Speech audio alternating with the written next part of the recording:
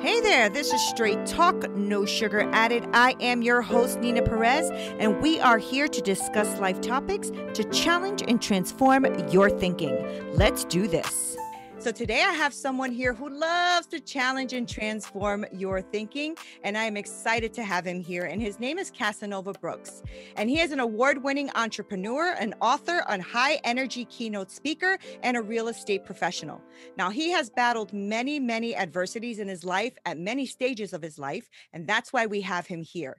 Now, Casanova has learned to develop a bulletproof mindset to thrive and succeed in life and in business. That's why we got him here. Yes. So Casanova is the founder and CEO of Dream Nation Academy, and he now focuses on empowering others to focus on developing their mindset to become the best version of themselves and thrive in their own lives. So yay! Thank you so much for being here, Casanova. I appreciate it. Yeah, thank you for having me. I'm looking forward to the conversation. Yeah, you are a busy man. So when I was able to get you on the schedule, man, I was excited. No, thank you. Yeah, You're it's always, you're definitely either, ramped up. yeah, well, you're either on a podcast, doing a podcast, or you're doing your real estate. Like you are a busy dude, right? So Yeah, how are you? How are you doing? I'm good. I'm good. It's fast paced, but I'll tell you, one, because the real estate market, I am a full time agent as well as a full time investor. I have two podcasts. I have two young kids under the age of 10. My wife, we're pretty young, so she still wants my time, right? You know, when you get older and then they don't want your time anymore, so you feel like you got freedom. They're like, I don't care where you That's go. funny. Yeah, so I feel myself always running, but I always say, I know that at some point my motor's going to slow down. So for now, the fact that it runs 120 miles an hour, I just got to Yeah. take advantage of it. That's true. And I've been married 20 years. So believe me, they still want your time. It's not going to end. It's not I got going a to long end. way to go. Yeah. No, all good. And I love it. I'm blessed. So Yeah. many opportunities come my way. And for me, I don't look at a lot of the things I do as work, which could be a little bit of a downside because of the fact that I'm always building relationships with people. I'm always learning about other Right. people's stories. I'm always getting exposed to a different way of life or a different way of thinking. And so I think that keeps me always ramped up because I'm always excited about something. And so, yeah, I just use it as my day to day to just keep going and going That's fast. awesome. Yeah, and it's nice to have the kind of work that you do. I don't know much about real estate, but I do know that you have to have a personality and a drive to do it. So yeah, kudos to you. I I Yeah. know that that was hard work. And I wanted to talk to you about that because your story is pretty impactful, and that's how I found you. I think you were on Melissa Stewart's episode, Yeah. and you were so vulnerable and open, and I just was listening to him like, whoa, who is this dude? So I started looking for you and finding you, and I'm just like, you're the real deal, Casanova. And that is what I like to talk to. I like to talk to straight shooters and people who are real. And you seem to be that type of person. It's funny, right? Because now we're in a virtual world, and so I Right. only can get to know you this way. But I'm glad I got to know you this way, because otherwise, how else would I have known you, really? Yeah. So That is the it's power of great. technology, right? A Yeah. lot of the times we downplay it and we say that it's ruining us, but at the same time, it also connects us in ways Yeah. that we could have never imagined. So I've been very fortunate. And on top of that, I mean, I've been doing my podcast for going on almost 2 years. I want to say like Okay. 18, 19 months. So I've been doing it. But I mean, when I really started to ramp up, it was probably right at the beginning of the pandemic. So if I did have an only in person show or something like that, like I remember listening to Mel Robbins. She was on a Hmm. podcast and she was saying that she had just started her daytime talk show. Well, then the pandemic hit and basically they canceled her show and it was devastating to her. So I know for me, the fact that I do have a virtual podcast, it's opened up so many more opportunities that I could keep Yeah. going because that's probably the biggest hurdle is to keep going, right? 50 episodes, Yeah. 75 episodes. And once all of a sudden you get past the point to where you're like, this is no longer fun, or you reach that challenge, it's like, how can you find other ways to break through? And if anything kills your momentum, it could kind of stop your show. So that's where we do have the luxury. And I've been fortunate. I'm sure you would say the same. Yeah, it is. It's definitely picking up.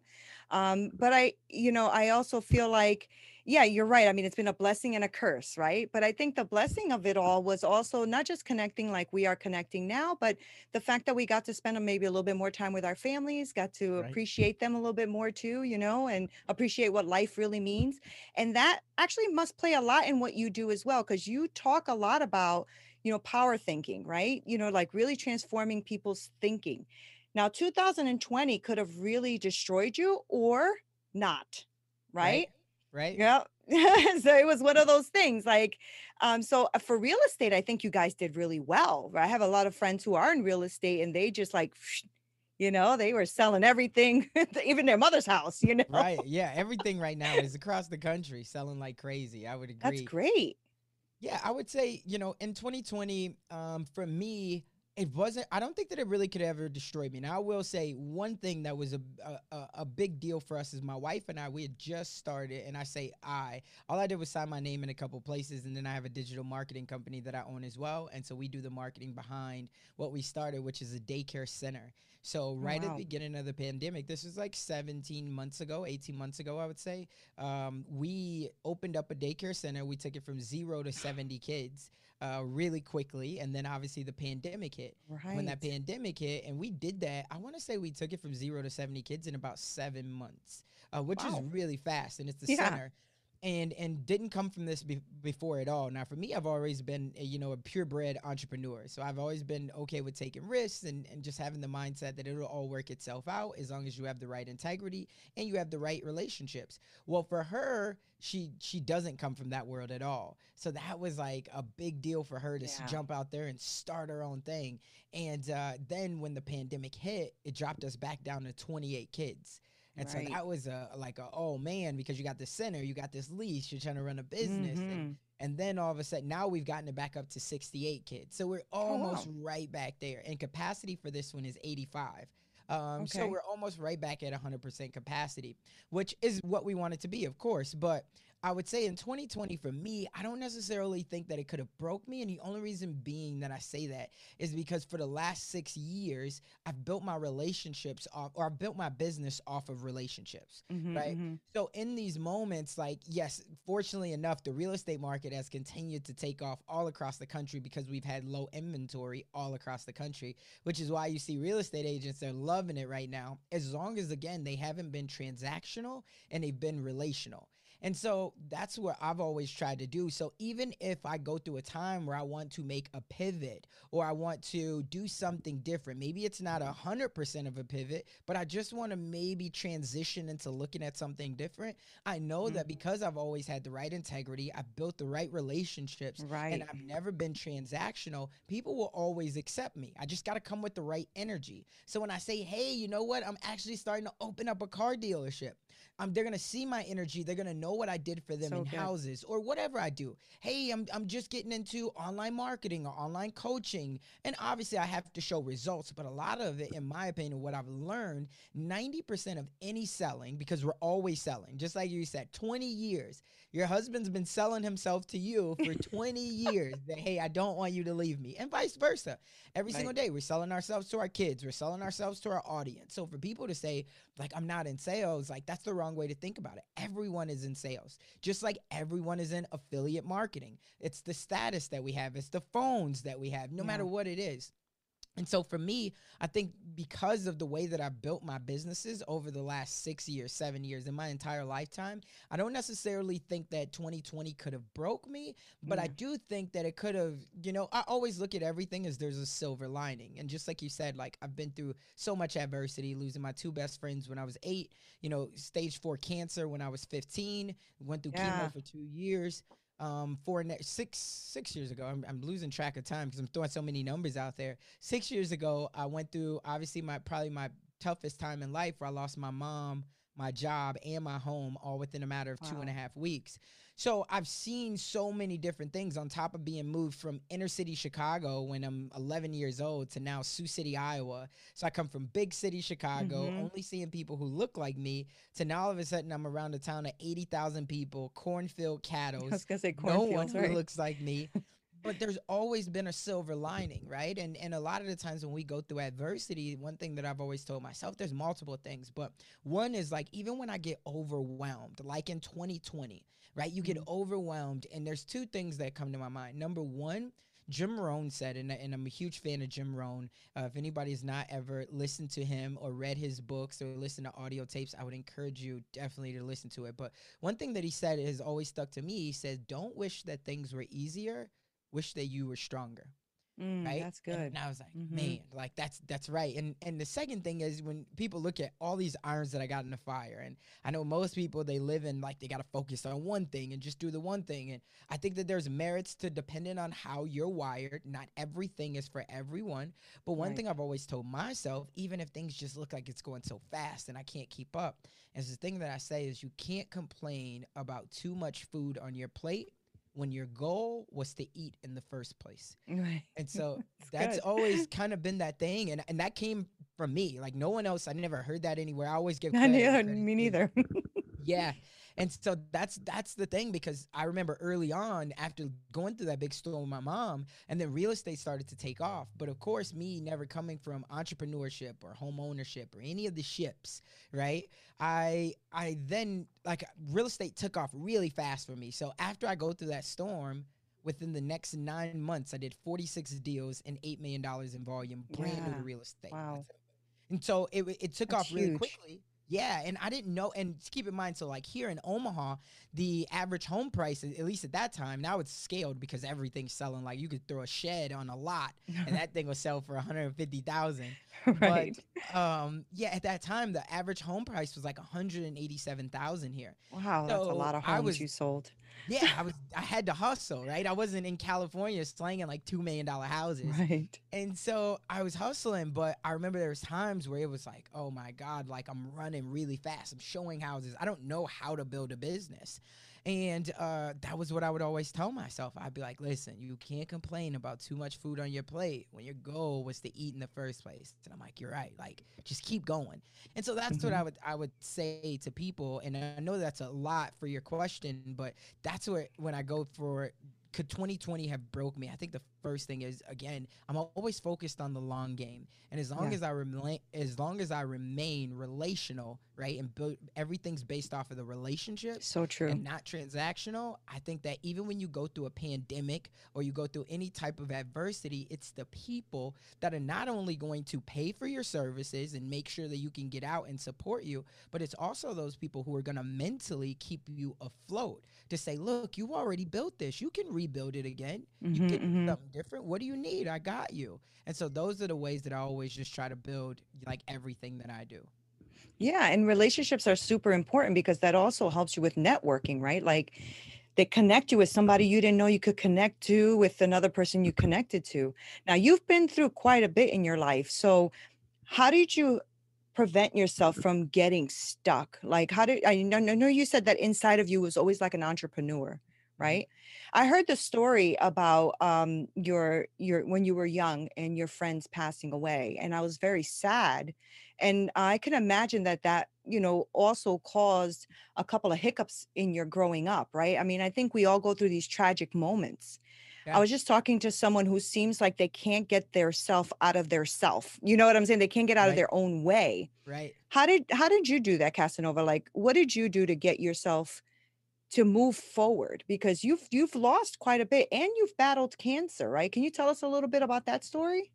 Yeah. So, there's a lot to unpack there. So I guess we'll start with the cancer piece. Basically, when I was 15 years old, I was pretty popular. Now I'm in Sioux City, Iowa. So I'm pretty popular. Basketball, football, track, dance squad. I'm a normal kid though, right? I just mean popular in terms of like a little high school kid. Like, I had a lot of friends and it was fine. But then football season's just ending and basketball season just starting. And I wound up leaving football early because I was a little guy and I just didn't like getting hit. I loved to hit, and I'd always started up until my sophomore year, well, even in my sophomore year. But what I mean getting hit was like I was the running back because I was quick, I was shifty, but then on the other side, I was the starting safety. And so I would love to hit people, but when it came time for me to be the running back, I didn't like it. I was like, no, I don't want to get hit. So anyway, I wound up leaving football, and that's just to paint that picture. But I then find myself just walking through the hallways, and out of nowhere, I just find myself having a hard time breathing.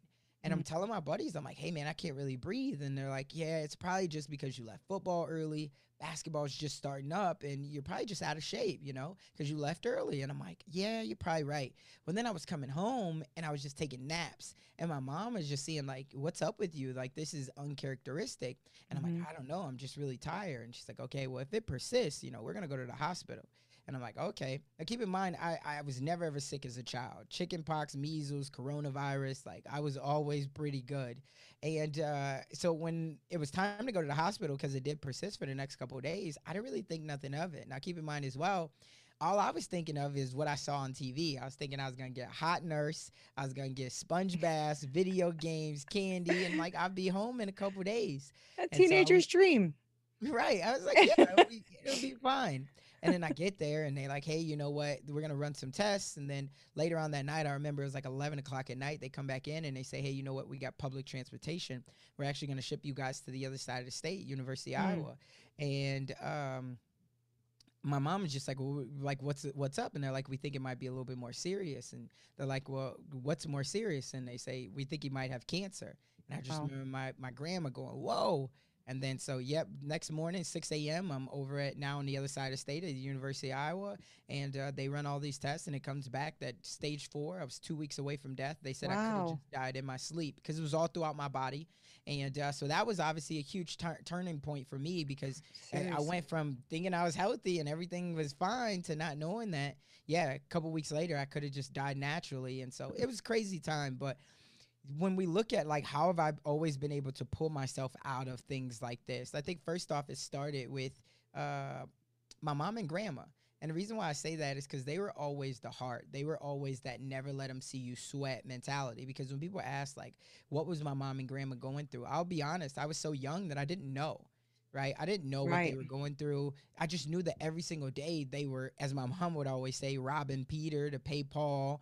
And they were showing up for me every day. So I had no choice but to continue to show up. And then on top of that, I think at that moment, me being in high school, I was always looked at as a victor because I was popular, things were fine. So I didn't like the feeling, and this even goes back to when I was 8 years old and I lost my 2 best friends. I went from everything was normal to now all of a sudden all the eyeballs were on me, and it was like I was a victim. And I didn't like that. I didn't like and I was like, no, I'm gonna be fine. Like, I'm good, right? I'm strong. And that was, I think, where it started from. So that was where the habits and everything that I always wanted to show, like, I'm okay, I'm strong, right? And it's just like, if you think about it, kids, and I have 2 young kids under the age of 10. My son is 9 and my daughter is 3. Now, any kid that you can think of, they're all very headstrong. Think about it. When they first start learning how to do anything, I can do it. And then, like, even opening the juice, right? My daughter goes to this now, opening Capri Sun, I can do it. And she'll figure it out, right? But I guess since I was so young, when I experienced this adversity, I just held on to that I can do it. Like, I can do it. And so even at those moments where people are like, oh, are you okay? Like, how are you feeling? And I was just like, and keep in mind, I was already starting to mentally develop myself. And this is why I say anybody who's going through adversity or challenges, like, every single day, it's like a muscle. Because keep in mind, my dad was never in my life. Right. And so for me, I was the only child on my mom's side. But last I knew, I had 13 brothers and sisters on my dad's side.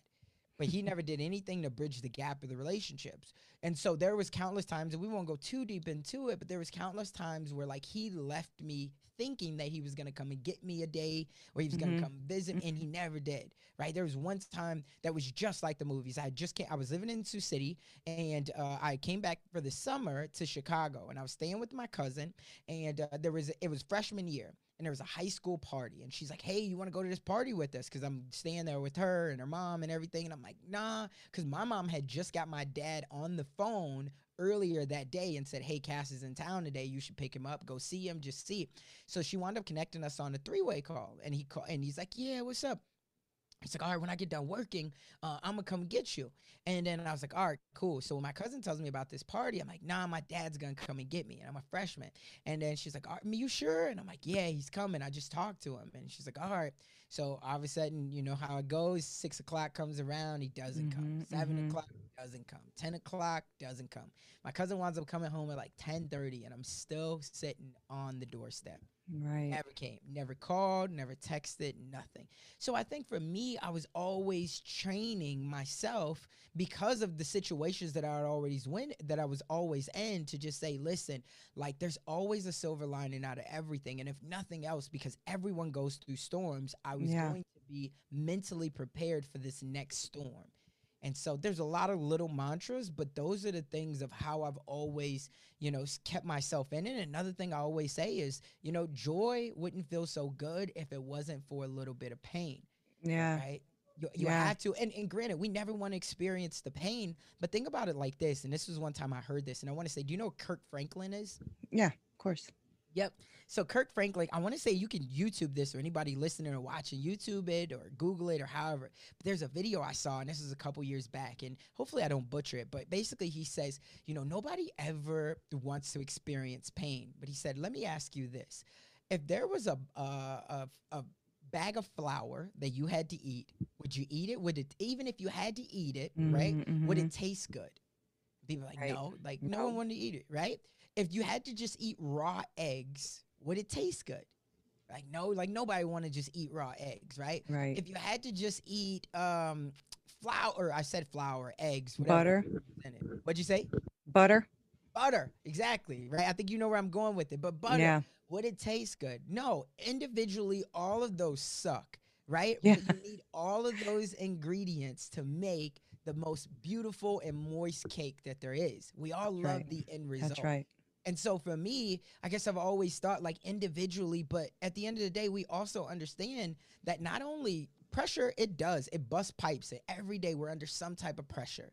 It busts pipes, but at the same Mm-hmm. time, Mm-hmm. it creates beautiful diamonds. And so for So me, I've true. tried to ask myself so many times, like when I get down in my ruts, I say, listen, are you a busted pipe or are you a beautiful diamond? And I Right. always answer like, I'm a beautiful diamond. And everyone is. Sometimes you just need a little bit of rain to wash off the dirt and show your crystals, That's right. That's right? so good. You said so much. It's so good. Because I think that one of the challenges that a lot of people have, at least a lot of people that I've been talking to, is that they can't seem to get that part of it, right? That bad things do happen, but everything works together, right? And Mm-hmm. so, and I love what you just talked about, the rain, taking out the rust, and you'll see the diamonds. The truth is I think we are in control of what we're going to think and not think, right? Right, I don't think we can control the thoughts. I think thoughts sometimes just come and they just come, but what are you going to do with that thought? You right, know, right. I agree with you 100%. So is that what you are building here with Dream Nation? Is that what Dream Nation is about? Are you, transforming people's mindset to start thinking differently?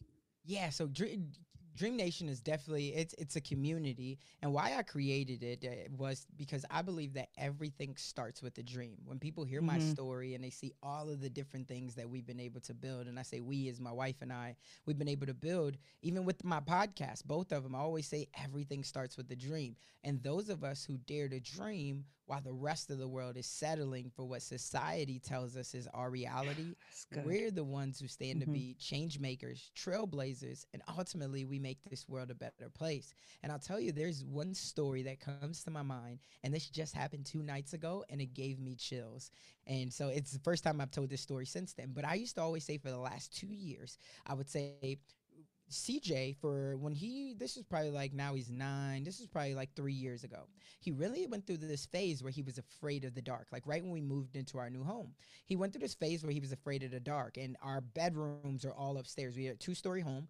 Bedrooms are all upstairs. So you have the stairs are on the back side of the home. But basically, you got to come through the garage. You look to the right, there's the stairs to go upstairs. Or you look to the left, there's the kitchen to try to paint the picture of what it looks like. Mm-hmm. So anyway, we'd be in the house all day and it's fine. And then all of a sudden it'd be time for him to go to bed. And he's like, no, I heard something up there. Somebody's up there. And I'm like, CJ, the first off, they would have to come through the garage because we've been sitting in the front room. No one's up there. He's like, I heard something.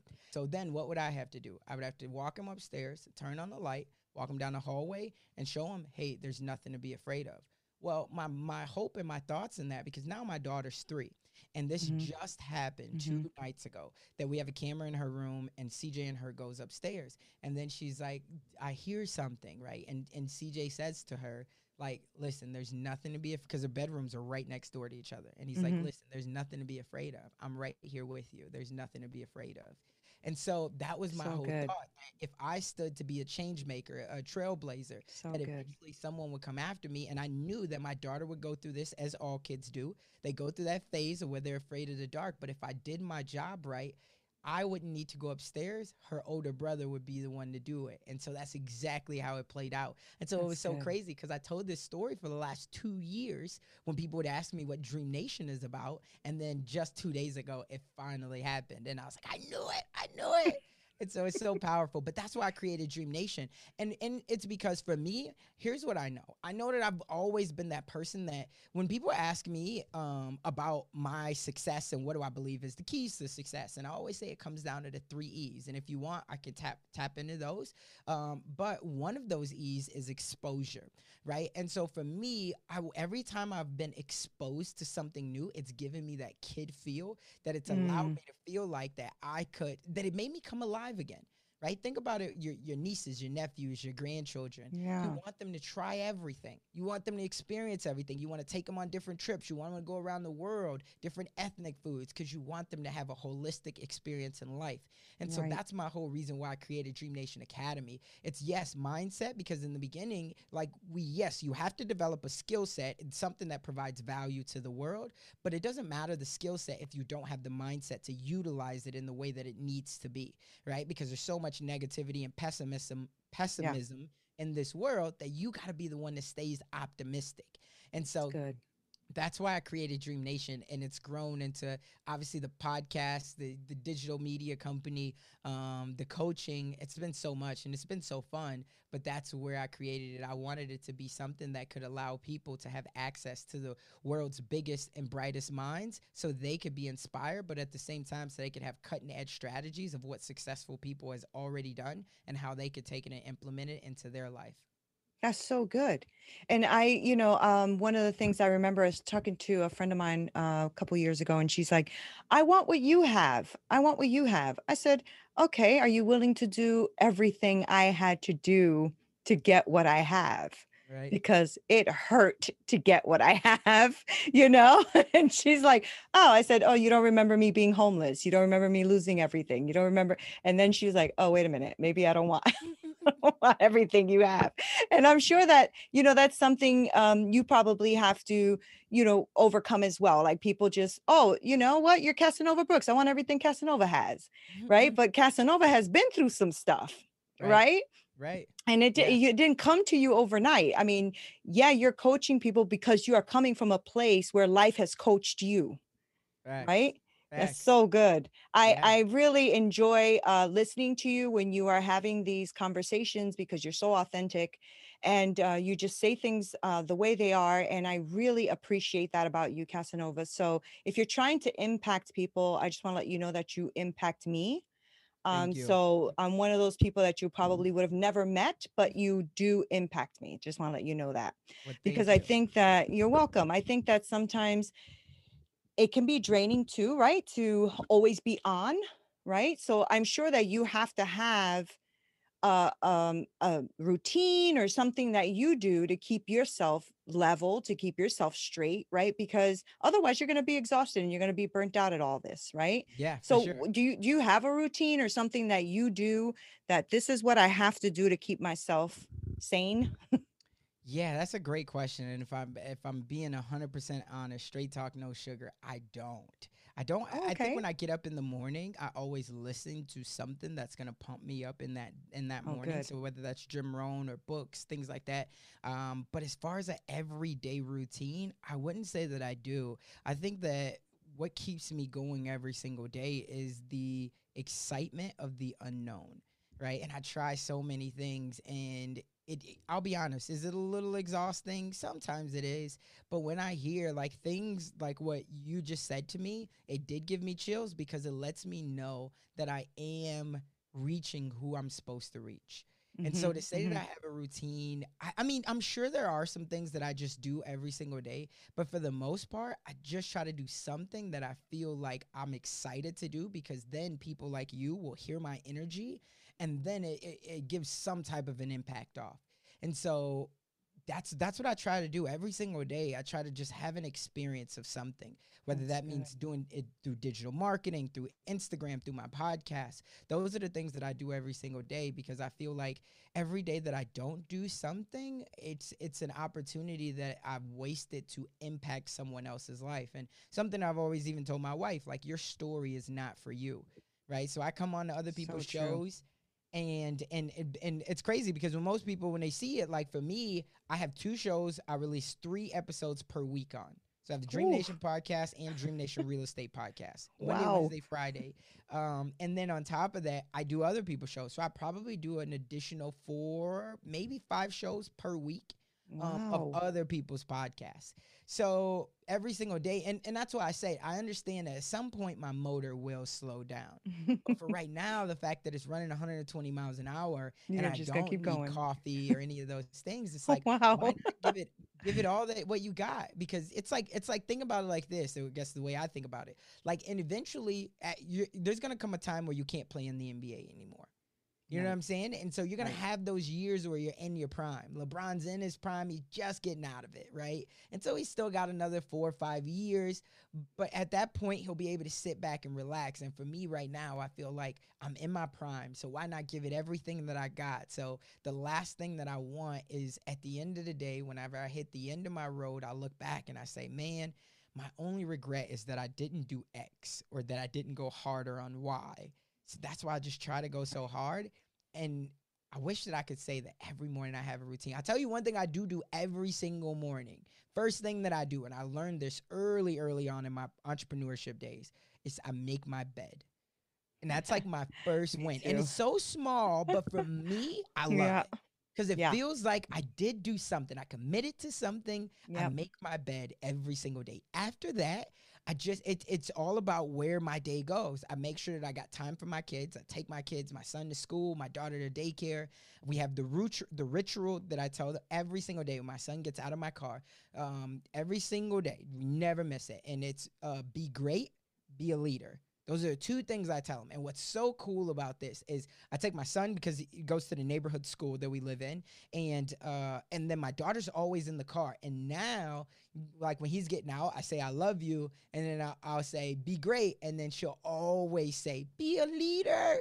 And she's only 3. And so it's super cool to hear it. And now she's gotten to the point where she's like, yeah, Dad, CJ and I, we're going to be leaders in school. And so that's what's really cool to hear. And we always smile about it. But that's kind of my routine. After that, I really just go off of my energy. If my energy's down, I might need music. I might need a podcast. I might need YouTube Jim Rohn. If my energy's all the way up already, I need to give that energy to somebody else. So I'm texting a friend. I'm sending a video message. I'm putting up an Instagram story. It's where my energy is. And then from there, I'm just trying to maximize it, because I know when I get to like 11 o'clock in the morning, it's going to kick in for me. As in, because I'm not the person who needs coffee. I never have. Like, and I don't drink coffee. So I don't need that to get my day started.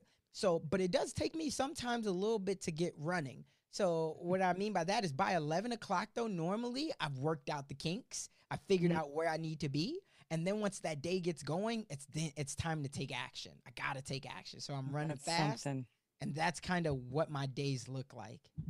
That's amazing. You know what? I know we don't know each other, but I'm going to say it anyway. I'm super proud of you. Well, thank you. I'm super proud of you. I tell you why.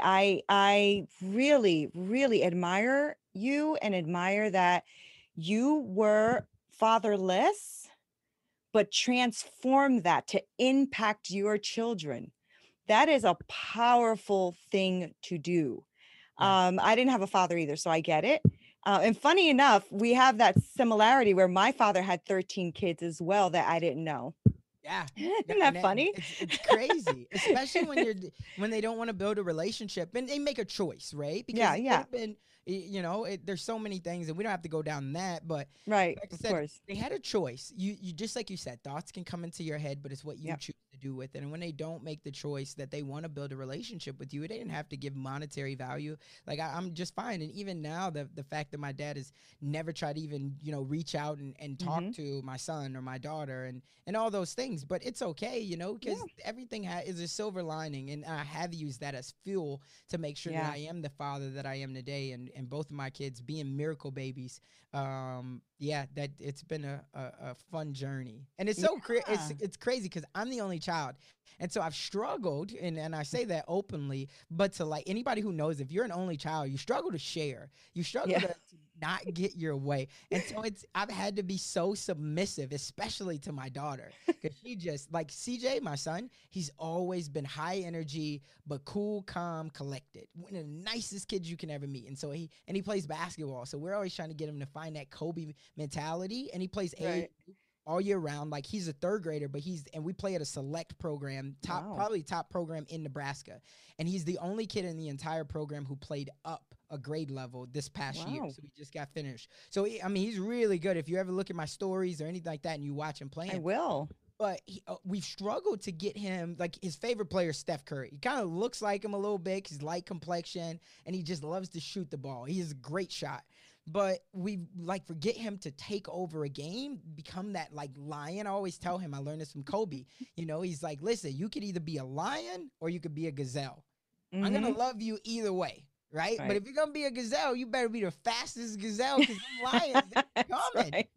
That's right. right. I always say that to CJ. And so trying to get him, but I say all of that because that gives you a perception of like CJ. He's just nice. He's a good kid, great grades, leader, nice. My daughter, on the other hand, she's either gonna have a felony by the age of 12, or you're hilarious. Presidency. Oh, you're funny. Like she is different, but she's so smart. She's probably, and it amazes us because she's so much smarter than CJ ever. And it's kind of that girls versus boys. But she imposes. I think the best way to say it is she imposes her will on the world, and we just every day we're like, she is different. And so I get to see the best of both worlds, but that's when I say, like, for her, I've had to figure out, like, and even for both of them, so my wife always says, like, he just doesn't like to share. And I'm like, they are, like, I didn't have to deal with that as a kid. I was just like, if I didn't want to play with somebody, I was like, I'm leaving. You can't just leave the kids. Right. That's funny. Well, thank goodness that you are healthy enough and strong enough to actually keep up. That's what's important, right? Because fathers are super important. I mean, boys look at fathers to see who they can become, and girls look at fathers to know their worth, right? Thanks. So I love it. Yeah. So good job, man. Good job. Thank you. I'm really proud of you. So before I let you go, I'd love for you to tell my viewers how we can find you, support you, know more about everything you're doing. Yeah, I say the best place to find me and connect with me is the Dream Nation podcast. The website, if you want to be a part of the Dream Nation community or know anything that we have going on, whether it's collaborations or new launches, it's dreamnation.com. And again, I created Dream Nation. I could have just kept building the Casanova Brooks brand, but I created Dream Nation because I wanted to build something that was bigger than me. And so I know that everyone has a dream, and that's why I built this platform. And so we want to impact millions, not billions of lives as we keep going down this journey. So dreamnation.com, I would say, is the best place. If you're specifically looking for social media, it's just Casanova_Brooks on Instagram, and it's Casanova Brooks everywhere else. So I don't use any aliases or anything like that. And so, that's where you can find me. I'm very accessible. I get a lot of DMs, but I try to respond to as many as possible. And I'm a normal guy. I'm the same way online as I am if you ever run into me offline. That's great. It is such a pleasure to meet you and speak with you. So thank you so much for being here with me today. Thank you. Thank you for having me. You have just listened to another great episode on Straight Talk, No Sugar Added. Don't forget to subscribe so you can get more amazing content. Also visit our website and YouTube channel. Until next time, with more great episodes coming your way.